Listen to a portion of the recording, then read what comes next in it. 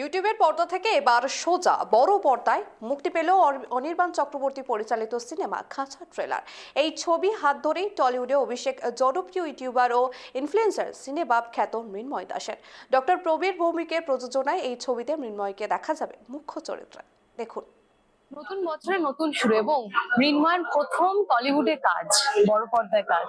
আমরা সবসময় তোমাকে দেখেছি একটুখানি ছবির মধ্যেই থাকতে, তবে পর্দায় নয়। তবে এই স্টেপটা নেবার আগে কখনো মনে হয়েছিল মৃন্ময় যে এবার যদি আমার ক্ষেত্রেও সেটা ফিরে আসে? টেনশন হয়েছিল? না, সেটা তো টেনশন নয়, সেটা হবে স্বাভাবিক এবং হবেই হবে। ট্রোলিং শুভেচ্ছা। থ্যাংক ইউ, সেটা তো হবে, সেটার জন্য প্রিপেয়ার আছি। আর প্রথম ছবি সেই হিসাবে তোমরা আর কি করো, রোস্টিং ফোস্টিং যা করার সেই দিক থেকে মাথায় রেখে যে না, ছেলেটার প্রথম কিন্তু কিছু বাদ দেওয়া যেতে পারে, একটু বেশি একটা কম করা যেতে পারে। আচ্ছা, এই সময় মনে হচ্ছে যে রোস্টিংটা একটু যদি আমি কম করতাম। আজকে যে বলছো এই কথাটা, মনে একদম ফ্র্যাঙ্কলি বলো তো। না, আমার সেরকম কিছু মনে হচ্ছে না, কারণ সামহাও সেই রোস্টিং গুলো লোকের এত ভালোবাসা পেয়েছে বলে, একটা পরিচিতি পেয়েছে বলেই হয়তো ধীরে ধীরে আমার পরিচিতি বেড়েছে এবং আমার স্বপ্ন বড় হয়েছে এবং সেদিক থেকে এদিকে পা রাখার প্ল্যান মাথায় এসছে। ওটা শিকড়কে ভিতকে কখনো আমি ছোট করবো, সেটা যাই হোক। যে প্রথম যখন অফারটা পেলে কি প্রথমে তোমার মানে তোমার ওয়াইফের কি রিভিউ ছিল, কি বললো?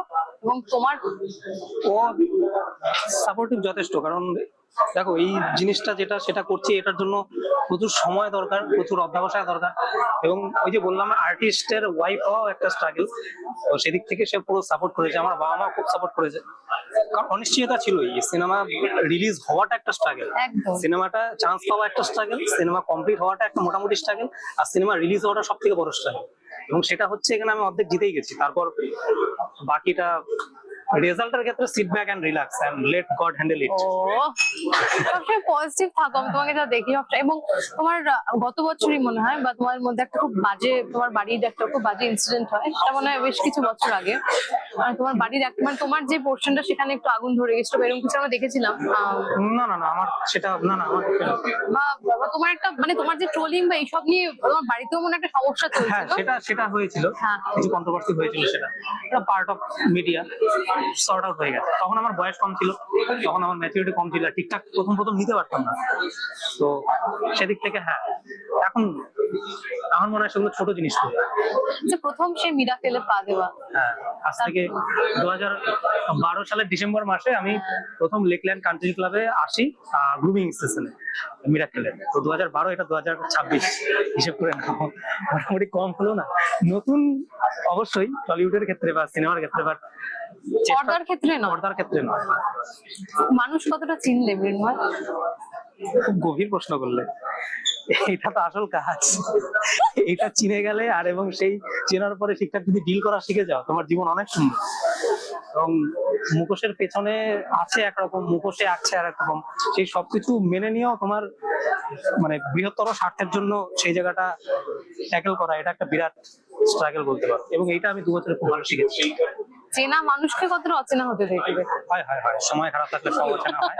এবং এটাই তো কি বলবো, আর এটা সবার লাইফে হয়, সেটা শুধু আর্টিস্টদের জন্য নয়, যারা চেষ্টা চালায়, যারা বড় হওয়ার স্বপ্ন দেখে, তাদের ক্ষেত্রে হয় এরকম। এই যে বড় হওয়ার কথা বললে, যখন নিজেকে আরো অন্যান্য ফিল্ডে এক্সপ্লোর করার কথা ভাবলে, সবচেয়ে প্রথম বাধা কোন বিষয়টা এসেছিল? সিনেমার ক্ষেত্রে বা নিজের জীবনে প্রথম বাধা, যে আমরা যখন ভাবি যে এটা থেকে অন্য একটা ফিল্ডে এক্সপ্লোর করব বা চেষ্টা করব যদি হয়, সেই সময় আমাদের ক্ষেত্রে যে কোনো কিছু শুরু করার আগে প্রথম বাধা আমরা নিজেরা হই। যে এটা চেষ্টা করব, হবে, প্রশ্নটা প্রথমে তোমার মধ্যে আসবে যে এটা করবো, এটা হবে, এত কম্পিটিশন, এত ছেলে, এত অপরচুনিটি, আমার কিছু নেই। এই প্রথম বাধাটা তোমার মাইন্ডসেটই হচ্ছে তোমার প্রথম বাধা। আদার কেউ তোমাকে কিছু করা থেকে আটকাতে পারে না। পৃথিবীতে কোনো নিয়ম নেই যে এটা কোনো সংবিধান নয় যে এটা করতে পারবে, এটা করতে পারবে। স্বপ্নের ক্ষেত্রে কোনো সংবিধান হয়, তোমার ক্ষেত্রে স্বপ্নের বাধা তুমি নিজে, আর কেউ নয়। এই জায়গাটা ঠিক করে নাও, বাকি সব একের পর এক সিঁড়ি তৈরি হয়ে যায়। যেহেতু তোমার ওয়াইফ এই ফিল্ডের নয়, সেক্ষেত্রে একটা সমস্যা তো থাকে যে না, মানে আচ্ছা, কখনো ইনসিকিউর বা এরকম কিছু দেখেছো? এটা ভালো, কোনো হিরোইন বা কারোর সাথে ছবি পোস্ট করলে নিচে প্রচুর কমেন্ট। আমি কিন্তু দেখেছি ব্লগে, তোমাকে বলে আজকে বিয়ে করে নিয়েছি, আর হবে না। প্রচুর কমেন্ট কমেন্ট আসে, বাট সে খুবই বুদ্ধিমান, কারণ জানে আমার যত মেয়েদের মধ্যে ক্রেজ বাড়বে, যত আমার পপুলারিটি বাড়বে, তত আমার ইনকাম বাড়বে, তত ভালো সংসার চলবে। আর একটা কথা বলতে চাই, এই যে বিবাহ বৌদিপতি, তোমরা ভারতবর্ষের আল্লু অর্জুন থেকে শাহরুখ খান সব কটা সুপারস্টার তুলে নাও, প্রত্যেকে বিবাহিত এবং নিজের ফ্যামিলি, নিজের মানুষজনকে যে ঠিকঠাক মেনটেন করতে পারে, তাদেরকে আগলে রাখতে পারে, আমার মনে হয় তারাই ভালো মানুষ হয় এবং তারাই বড় স্টার। আমি এটাই মেনে চলি। আচ্ছা, বাড়িতে নতুন সদস্য তো রয়েছে, তার সঙ্গে মানে তাকে কতটা সময় দিয়ে উঠতে পারছো এর মধ্যে? দিই সময় দিই। আমি তো এখানে কাজ চলছে, প্রচুর টাফ শিডিউল, মানে রিলিজের আগে, বুঝতেই পারছো, আমি সময় পেলেই চলে যাই, ওর সঙ্গে সময় কাটিয়ে আবার চলে মানে যাই। তুমি খুব বাবা যে খুব একটা নার্চার করে পুচকিকে, সেটা নয়, যতটা পাই করি। আমি তো চাই, কারণ এই বয়সটা পেরিয়ে গেলে তো ওদেরকে নিয়ে আসতে পারো তো এইদিকে। মেবি প্রিমিয়ারে নিয়ে আসতে পারবো, হ্যাঁ। সবকিছু ঠিক। আচ্ছা, মৃন্ময় কাউকে ভয় পায় না, আমি শুধু উপরালাকে ভয় পাই, নাকি এমন কেউ? আমি শুধু উপরালাকে তুমি ভয় পাই। তোমার বউকে ভয় পাও না? এটা কিন্তু সেটা ভালো লাগার ভয় পাওয়া, সেই ভয় পাওয়া সবাই পায়, সেই ভয়টা থাকা সবারই দরকার। আচ্ছা, আমরা খাঁচা নিয়ে কথা বলি। হ্যাঁ, খাঁচা নিয়ে আসি। হ্যাঁ, হ্যাঁ, আমরা বাড়িতে ঢুকছি কেন, আমরা একদম খাঁচায় ঢুকি। খাঁচায় ঢুকি। হ্যাঁ, আচ্ছা, খাঁচা তোমাকে খাঁচাতে বাঁধলো কি করে বলো তো? মৃন্ময়কে খাঁচায় বাঁধা? খাঁচায় বাঁধা, এটা আমি ধরা দিয়েছি খাঁচায় আর কি, আমায় বাঁধো, বাঁধো, ঠিক সময় ছেড়ে দিও। আচ্ছা, শুটিং এ কোথায় কোথায় হয়েছে এবং কতদিন শুটিং ধরে আমাদের চলেছে? হয়েছে কলকাতাতে হয়েছে, বাঁকুড়াতে একটা অনেক বড় কন্টিনিউ মোটামুটি 15-16 দিনের একটা চলেছে, আর দার্জিলিং এ হয়েছে।